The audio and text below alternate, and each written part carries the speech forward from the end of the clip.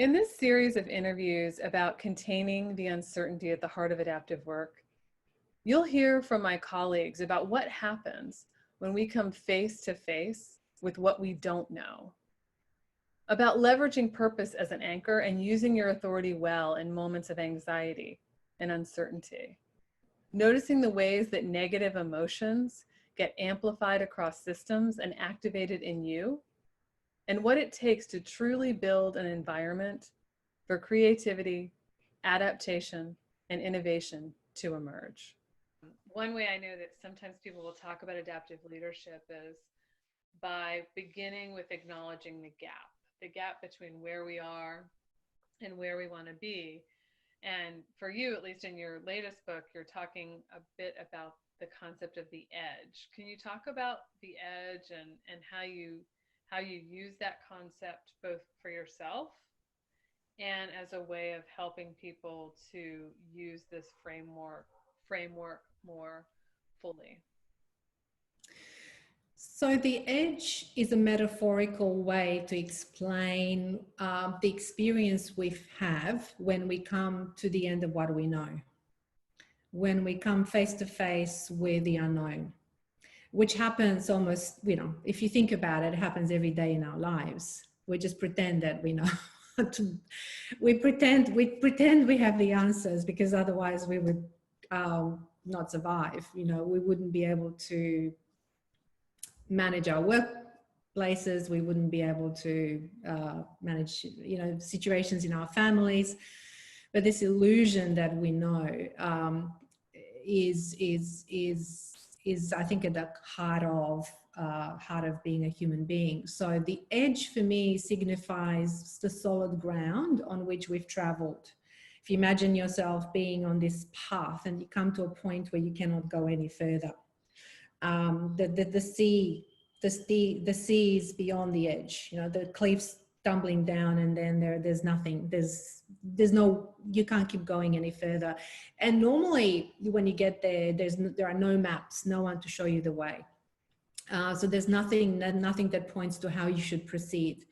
And that experience, I think, is again core to being a human being. And it's been a fascination for me in trying to understand what happens to us at the edge, and also how can I help in my work, how can I help others manage themselves at that point in their lives.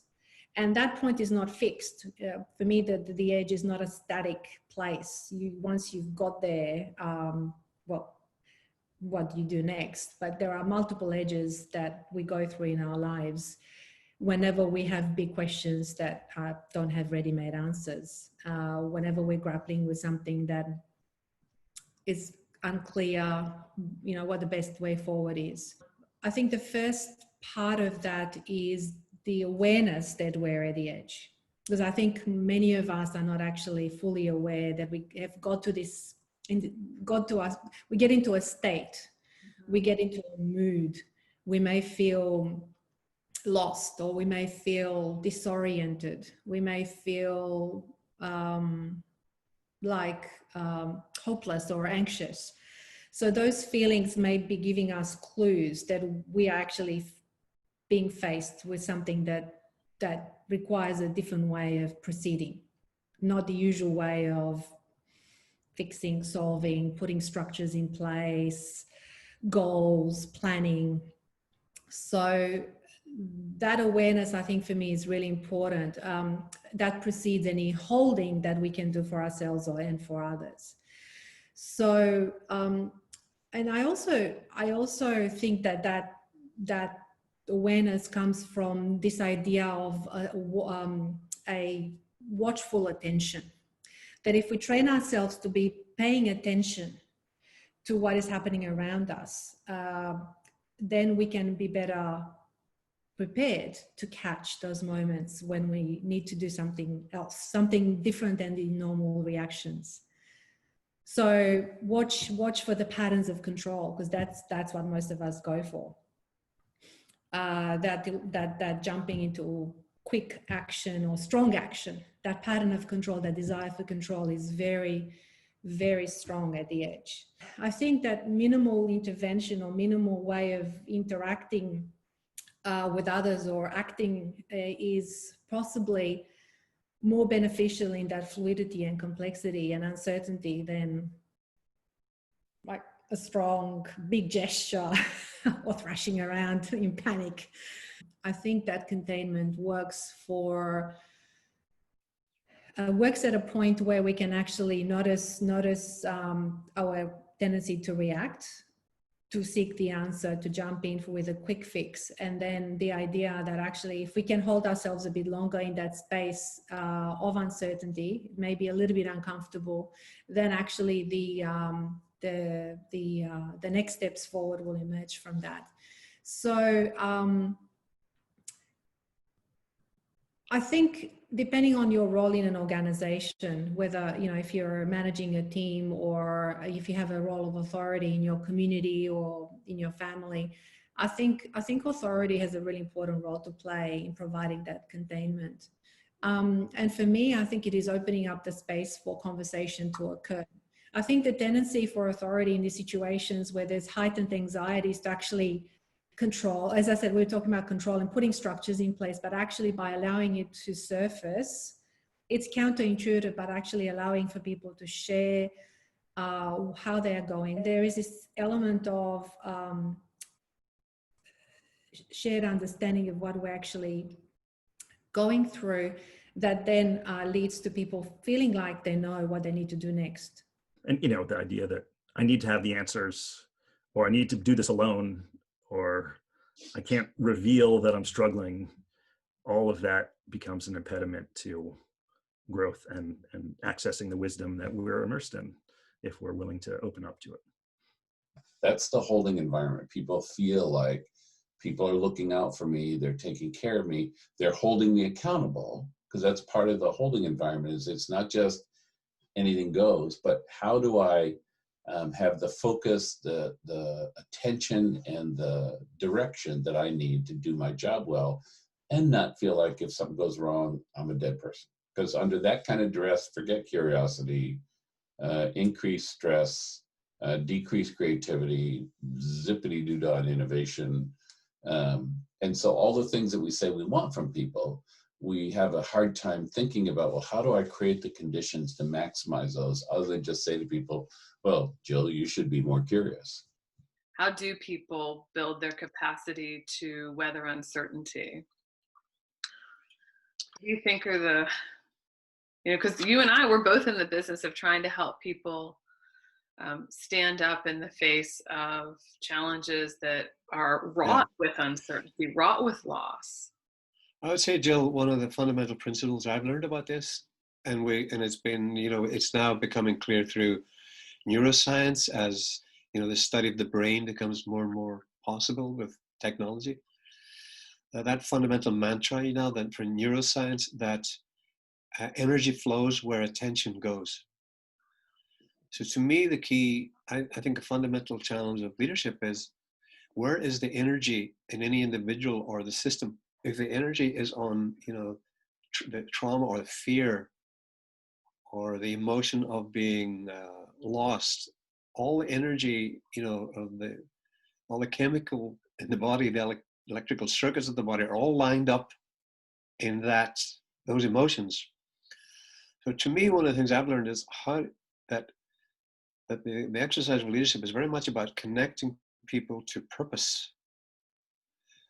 To have all your emotions, you know, that your emotions are, you need to accept them and allow them, and not to try and suppress them or deny them, but to allow them, but not to have those be the guide to action. But can we get our attention on what's purposeful, what's meaningful, what is it I want my life to, you know, contribute to? And so in these times, for example, in times of tremendous chaos and uncertainty, when people are anxious, they're all the energy, the intention of the body is in the anxiety. It's the life energy is flowing to try and manage this emotion one way or the other. So how do we acknowledge that, you know, and hold those emotions, but get our attention onto, okay, what is going on? What is the challenge that we're facing right now? And what can we do about it? So to me, it's the more that people can connect to purpose, then that's where life's energy will start to flow. A lot of the negative feelings that are out there aren't necessarily ours. Parts of us will be activated by the negative feelings. So if you're naturally suspicious, or if you're naturally fearful, you may have feel an amplified version of that because you have a valency for it. But to remind ourselves that it's not all ours, it's good because it allows you space to be able to hold it for other people. Does that make sense? Yes. I also think what makes sense and how we're able to create, to your point, creating a container for others is to understand what our own defaults are. So you said, if I've got a valence for being suspicious, I need to know that. Yeah. And almost contain that so that I can hold others in that. So it seems like in addition to taking care of ourselves is knowing ourselves. Yeah. And also knowing what the systemic kind of emotions that are coming through with what's happening now. So if you have an insidious, deadly disease that asks of people to be more strict about cleaning and you suffer from OCD, then you need to know that that's going to activate you in a certain way. Or if I didn't say suspicious just as an example. There are people that, are fearful of other people, or we live in the Middle East, suspicion is, we have that anyway in our system. So like it's not just to know what triggers you, it's also to know kind of what's going on out there and what could those particles of what's going on be kind of sneak in and catch you off kilter, When you were talking and you said this bit about, I guess it's cliche, I experienced it as self-protection. I experienced it as, I don't want to appear too soft, or I know that this could be taken as, and look, isn't it telling how dangerous it is to appear too soft or to appear cliched around something as powerful as how do we connect with other people? And yet I think that part of what you're talking about is the tightrope that people with authority walk relative to the work of emotionality, of helping people to feel and to connect to feeling, not getting swept away with that, but to actually use that as a way of staying anchored, staying connected to what matters. And that's the only time we do adaptive work, is because there's something that matters. How do you think we tolerate living in the breach, living in uncertainty, when I would argue most of us have been schooled to seek certainty, we've been incentivized to know? How do we tolerate life when things are uncertain, when there's a lack of clarity and disequilibrium? Again, I think it's different if you're in a position of authority than if you're not in a position of authority. If you're in a position of authority, your job is to be very, very present and empathetic, and to create a space for people to express their anxieties and uncertainties without being disempowered by those fears. So that is the job of people. And it's very hard if you're in a position of authority and you are anxious about the uncertainty, not to try to fill that space with clarity when there is no clarity. But you can model that behavior for people. You could say, I don't know the answer. I don't know what it's going to look like in 4 months, but I know what we can do now to maximize the chances that it will look good in 4 months. Here's what we can do today. So that's from a position of authority. From a position of, if you're not in a position of authority, I think a lot of it is about relationships, about sustaining each other. How do you tolerate your own anxieties, your own feelings of fear about uncertainty, about not knowing what the future is going to look like? I think one of the ways you can address that is with relationships, with constantly staying in touch with people, connecting with people, sharing your concerns, listening to their concerns. That's one idea. A second idea is by trying to see this period of uncertainty as an opportunity. Each of us has, I won't call them fantasies, but each of us has dreams. Dreams is a better word. And it's an interesting time because there's so much uncertainty and so much openness. Try to activate some dream that's been sitting on a shelf. Maybe it's a way of mobilizing people around you to support some cause that you believed in. Maybe it's around changing the rules of the way your community works, however you define that, in a way that you've always wanted to do but never seen an opening before. So to me, those are two ways in which you can address your own anxieties about uncertainty in a manner that will help you live with that and not feel disempowered by that. Yeah, you know what feels most powerful to me right now is that despite this disruption, the adaptations, the speed and the innovation at which adaptation is occurring is absolutely awe-inspiring. Yes, and I think collective. It's everywhere. It's not only those with authority. It's happening in every home, in every organization, in every community, every business, and it's remarkable. All those things that we said were off the table are suddenly on. And there's this appetite for experimentation that it seems as though we were always going to get to. And now here we are, and folks are getting to it. The way to deal with that uncertainty is, you're right, is by running some experiments, filling it up with some experiments.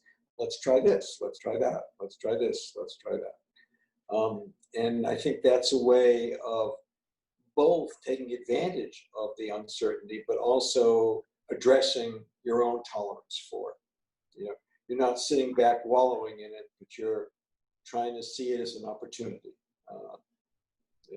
As several people have said, a crisis is a terrible thing to waste. Yeah. As you reflect on what it takes to contain the uncertainty at the heart of adaptive work, a few questions might be useful to reflect on. Thinking back to Deanna's opening, you might ask yourself, when do you know that you're in a place beyond maps, a place that requires a different response from you? And what are your own patterns of control that might keep you blind to realizing when you're in that place? You might also reflect on Max's comments. How does your own belief that you need to have all the answers serve as a barrier to your growth and to the growth of your organization?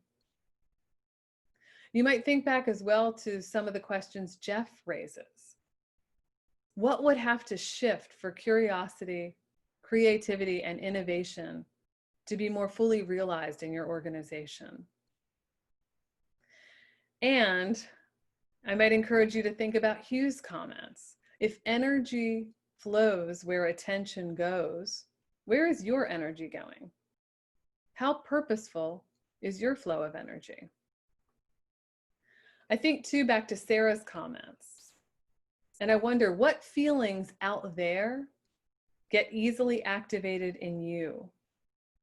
And how do you remind yourself that all those negative emotions out there, they aren't all yours? And finally, I think about what Marty calls us to. What behaviors do you model for your own people when you're facing uncertainty?